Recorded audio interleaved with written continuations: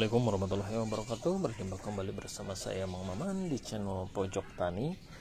Seperti biasa, hari ini membuat kembali videonya tentang pemupukan pupuk ya. Kebetulan saya membuat pupuk POC dari kotoran hewan ya, kotoran kambing, kemudian air leri dan daun jati ya, daun-daun hijau. Nah, ini POC ini untuk tanaman anggur dan tanaman pertanian lainnya ya yang saya tanam, dan ini sudah bisa digunakan ya, sudah lebih dari 14 hari.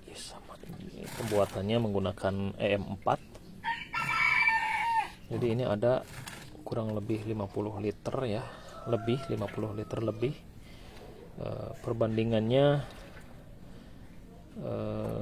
saya tidak takarannya asal ya, tapi ini menggunakan EM4 nya itu satu botol untuk 50 liter dan dicampur dengan molase ya, kemudian difermentasi minimal 14 hari.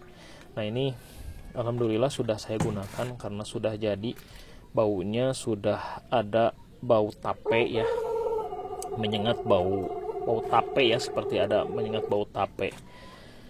Nah, ini bisa digunakan. Perbandingan yang saya gunakan itu 1:10 ya, 1:10, dan setelah saya gunakan dampaknya cukup baik pada tanaman anggur saya ya.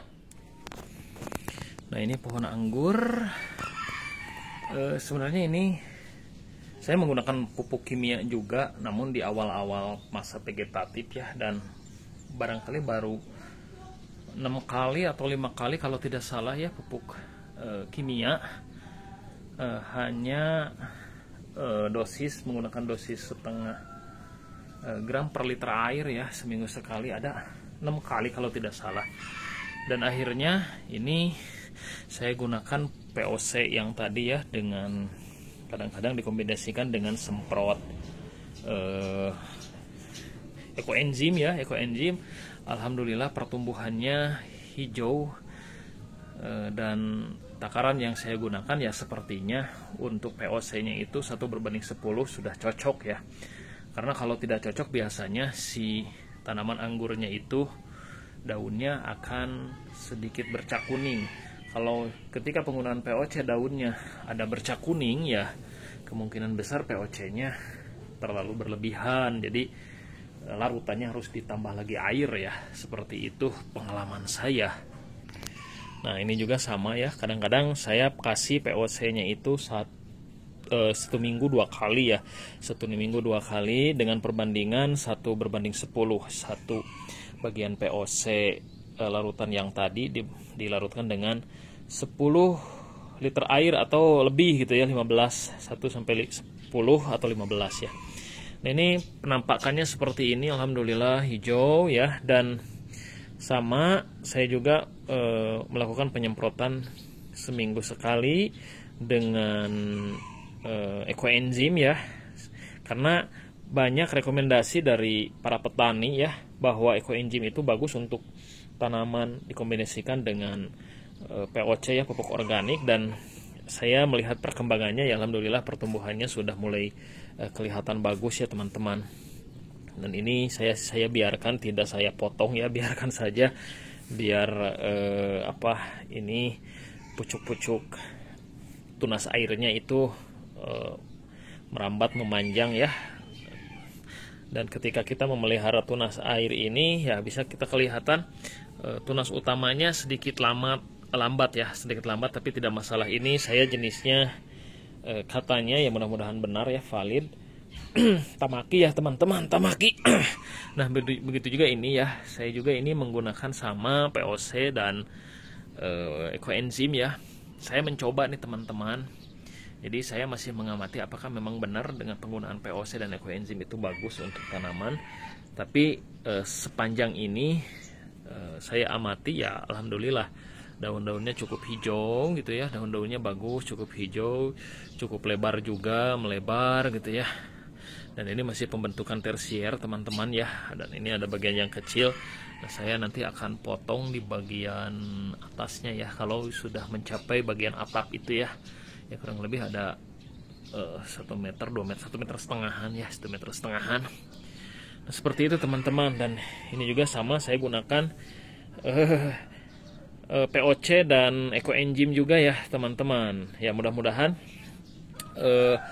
POC dan ekoenzim ini secara lambat laun ya saya akan untuk menggantikan pupuk kimia ya. Jadi nanti untuk tanaman berikutnya saya akan coba gantikan penggunaan pupuk kimia dengan POC atau ekoenzim ya, dan juga ekoenzim. Ya, kita lihat saja perkembangannya. Saya pun lagi mengamatinya apakah memang benar efek dari pemberian ekoenzim itu seperti apa yang dikatakan oleh para petani yang sudah menggunakannya gitu ya. Saya pun masih mengamati ya, tapi sepanjang sampai dengan hari ini dilihatnya pertumbuhannya cukup ada efek positif ya ke tanaman, hijaunya ada gitu ya. Nah ini ada yang sedikit bercak seperti ini ya teman-teman. Nah kalau bercak seperti ini pH biasanya terlalu asam, jadi sehingga si media tanamnya itu pH-nya tidak stabil, daya serap akarnya menjadi kurang. Dia ada bercak seperti ini. Nah biasanya pengalaman saya gitu ya, satu masalahnya itu ketika kita memberikan POC terlalu banyak. Jadi dosisnya terlalu tinggi ya, jadi harus dilarutkan. Nah, kalau kelihatan seperti ini, pemberian POC-nya, larutan POC-nya harus dikurangi, jadi airnya diperbanyak. Nah, seperti itu gitu ya teman-teman, karena kadang-kadang saya membuat POC-nya itu larutannya kombinasinya kadang tidak tetap ya, karena tidak ditimbang, dikira-kira saja. Tapi ketika memberikan efek yang bagus berarti cocok ya teman-teman. Seperti itu teman-teman. Ya mudah-mudahan ini hanya sharing saja,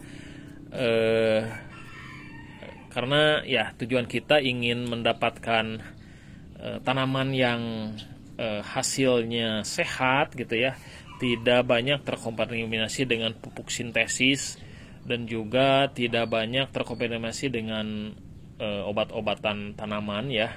Jadi seiring waktu saya pun sendiri berusaha untuk beralih, pada akhirnya nanti ingin menerapkan konsep pertanian organik begitu teman-teman ya.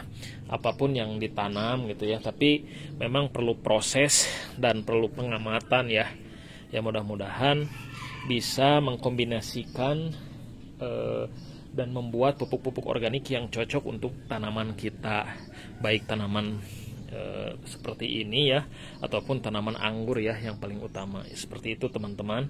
Terima kasih ya, mudah-mudahan apa yang saya share ini hanya sharing saja, bermanfaat untuk teman-teman. Salam hijau, salam pengangguran.